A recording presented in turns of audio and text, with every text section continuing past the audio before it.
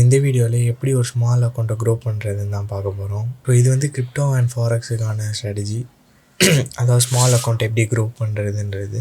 First ஒரு மினிமமாக உங்களுக்கு ஒரு $100 தேவைப்படும். அப்படி உங்கள் கையில் ஒரு $100 இல்லைனாலும் எப்படி பண்ணுறதுன்னு நான் சொல்லித்தரேன். ஃபர்ஸ்ட் வந்து பிளாட்ஃபார்ம் சூஸ் பண்ணணும். உங்களுக்கு எந்த பிளாட்ஃபார்ம் வேணால் சூஸ் பண்ணலாம்.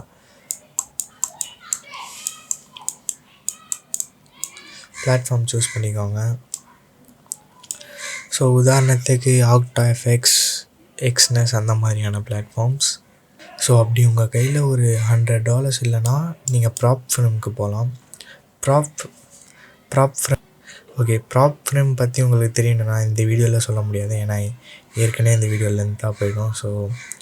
வேறு ஏதாவது ஒரு யூடியூப் வீடியோவில் நீங்கள் போய்ட்டு ப்ராப் ஃப்ரேம் பற்றி கற்றுக்கோங்க.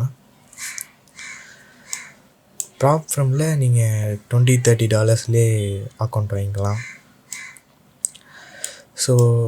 ஒன்ஸ் நீங்கள் பிளாட்ஃபார்மை இது பண்ணதுக்கப்புறம் ட்ரேடிங் பிளான் உங்களுக்கு தேவைப்படும். உங்களுக்கு ட்ரேடிங் பிளான் வேணும்னா இருங்க ஒரு நிமிஷம் எழுதிக்கிறேன்.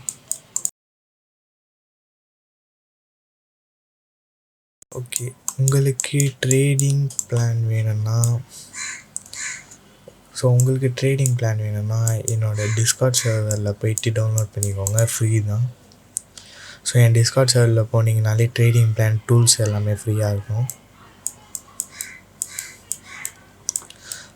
ஒன்ஸ் உங்களோட பிளாட்ஃபார்ம் $100 ட்ரேடிங் பிளான் இது முடிச்சிட்டக்கப்புறம் ரிஸ்க் மேனேஜ்மெண்ட்.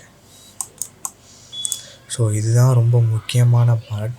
ரிஸ்க் மேனேஜ்மெண்ட் வந்து நீங்கள் ஒரு பர் ட்ரேடுக்கு எவ்வளோ போடுறது,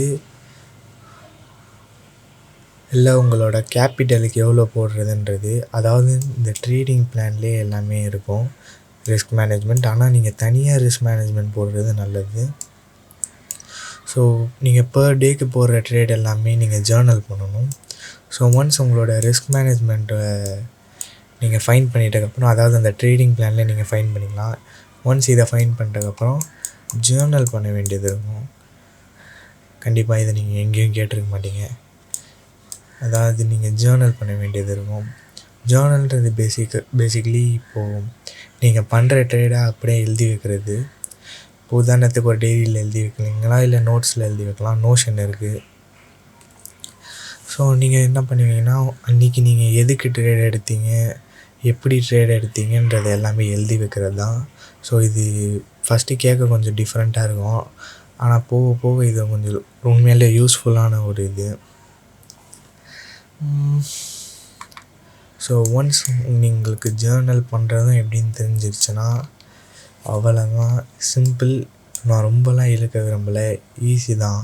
ஆனால் நீங்கள் வேறு வீடியோவில் பார்த்தீங்கன்னா அப்படி இப்படின்னு வாங்க, எதையுமே நம்பாதீங்க, ஈஸி தான். ஆனால் நான் உங்களுக்கு எது சொல்லுவேன்னா ப்ராப் ஃப்ரேம் போகிறது பெஸ்ட்டு.